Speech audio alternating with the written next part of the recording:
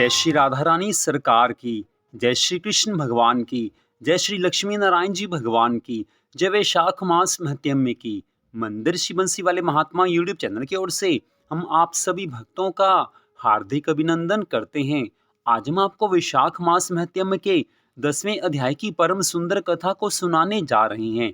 आज की इस कथा में भगवान शिव शंकर भोलेनाथ जी की कथा का प्रसंग है। तो 10वें अध्याय की परम सुंदर कथा इस प्रकार है।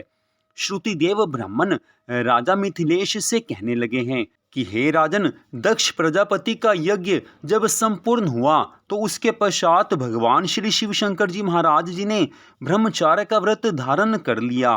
गंगा तट पर एक वृक्ष के नीचे बैठकर तपस्या करने लगे हैं। उधर दक्ष की पुत्री पतिव्रता सती ने राजा हिमालय के घर मेनका के गर्भ से पार्वती के रूप में जन्म लिया है तथा वहीं पर उनका पालन पोषण होने लगा।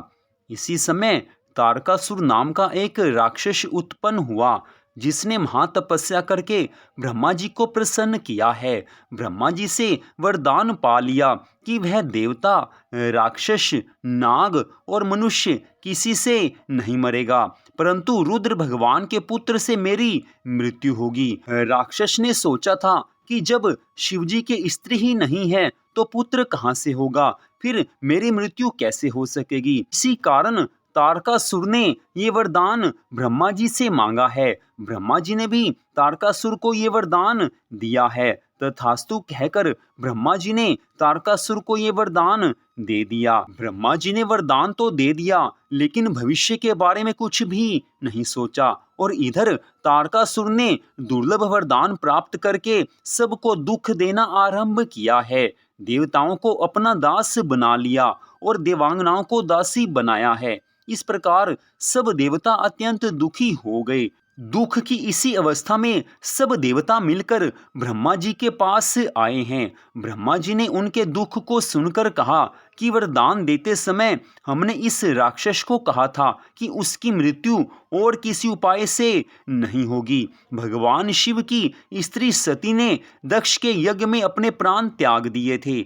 अब उसने पार्वती के रूप में हिमालय के घर जन्म लिया है, परंतु रुद्र भगवान हिमालय के शिखर पर घोर तपस्या कर रहे हैं। सो ऐसा उपाय करना चाहिए कि जिससे रुद्र भगवान का पार्वती जी के साथ पानी ग्रहण हो जाए। इसके पश्चात सब देवताओं ने देवराज इंद्र सहित अमरावतीपुरी में जाकर देवगुरु बृहस्पति जी से सलाह ली है और फिर इंद्र ने अपने कार्य की सिद्धि के लिए देवऋषि नारद जी तथा कामदेव को बुलाया है और उनसे कहा है कि वह हिमाचल के घर जाकर उनको समझाएं कि पहले जन्म में दक्ष की पुत्री श्री शिवजी की पत्नी अब पार्वती के रूप में तुम्हारी पुत्री हुई है। स्त्री के वियोग में श्री महादेव जी भगवान तुम्हारे शिखर पर तपस्या कर रहे हैं, इसलिए तुम अपनी कन्या का विवाह उनसे कर दो, जिससे वहां जाकर उनकी सेवा कर सके, वही उसके पति होंगे। आज देवराज इंद्र के मुख से इन वचनों को सुनकर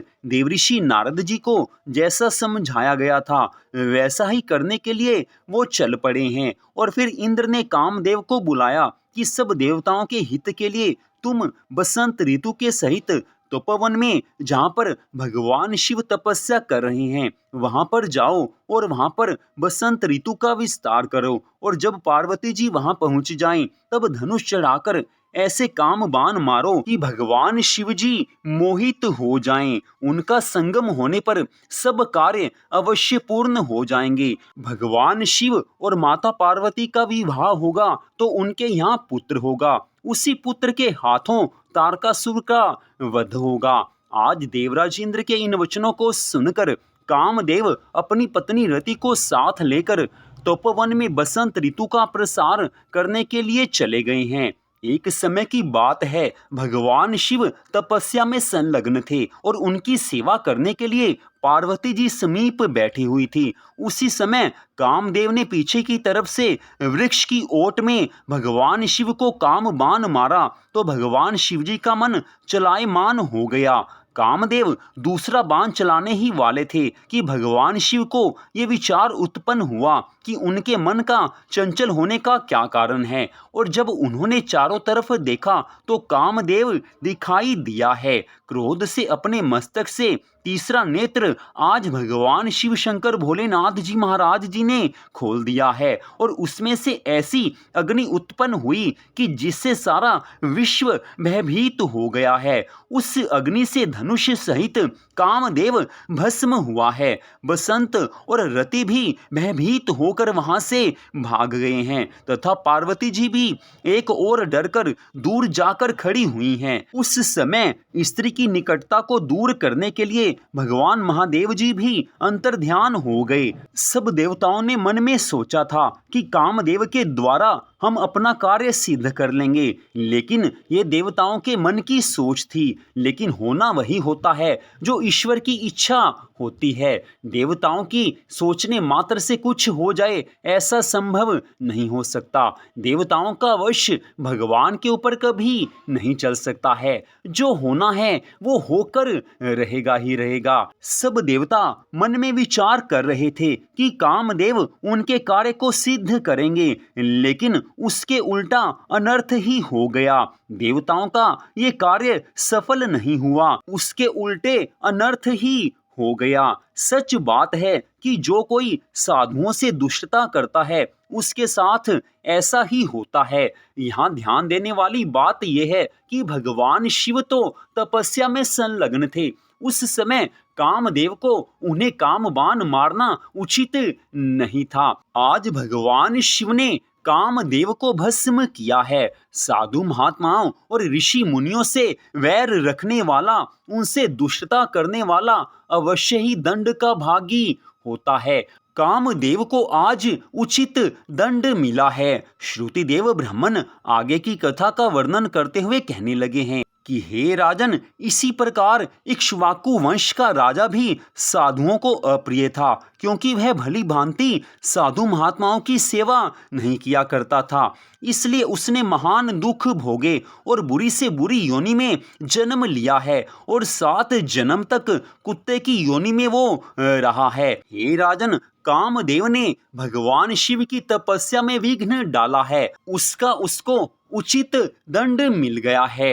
तो वैशाख मास महत्म के 10वें अध्याय की कथा का यहीं पर विश्राम होता है। इस कथा में स्पष्ट बताया गया है कि कभी भी साधु महात्माओं के प्रति मन में कोई दुर्भावना नहीं होनी चाहिए और साधु महात्माओं से कभी भी दुष्टता नहीं करनी चाहिए। लेकिन आज की इस कथा में तो कामदेव ने भगवान शिव से वैर मोल ले लिया और उसका उचित दंड भी उन्होंने प्राप्त कर लिया। तो आज की इस कथा का सार यही है कि कभी भी अपने कार्य की सिद्धि के लिए किसी के विरोध में कुछ नहीं करना चाहिए, किसी के साथ भी दुष्टता नहीं करनी चाहिए। अपने कार्य की सिद्धि के लिए भगवान से प्रार्थना करनी चाहिए, लेकिन किसी से भी कभी भी कोई भी दुष्टता नहीं करनी चाहिए। यही आज की इस कथा का सार है। तो आज की इस परम सुंदर कथा को सुनने के लिए आप सबका हार्दिक धन्यवाद। भगवान श्री राधा कृष्ण जी की, भगवान श्री लक्ष्मी नारायण जी की, भगवान श्री गौरी शंकर जी की अनंत कृपा सदा आप सब पर, आपके परिवार पर बनी रहे। इसी मंगल कामना के साथ जय श्री राधा रानी सरकार की, जय श्री कृष्ण भगवान की, जय श्री लक्ष्मी नारायण जी भगवान की, जय श्री गौरी शंकर जी भगवान की, जय वैशाख मास महत्म्य की। जय जय श्री राधे, जय जय श्री राधे, जय जय श्री राधे श्याम।